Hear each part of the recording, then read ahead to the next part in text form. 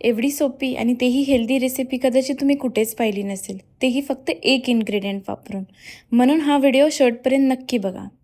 यासाठी आपल्याला लागणार आहे रताळे. रताळ्यामध्ये fibre, vitamin A, vitamin C भरपूर असतं, त्यामुळे पचन चांगलं राहण्यास मदत होते. सुरुवातीला रताळं छान उकडून घ्या आणि व्यवस्थित मॅश करा.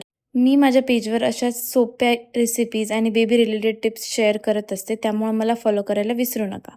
आता त्यामध्ये थोडी जिऱ्याची पावडर टाका आणि बाळ जर 1 वर्षाच्या पुढील असेल तर थोडं चिमूटभर मीठ टाका.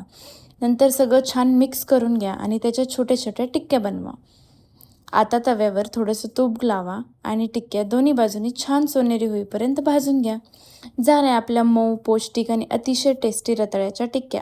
रताळ्याच्या नैसर्गिक गोडव्यामुळे बाळ या टिक्क्या खूप आवडीने खातात.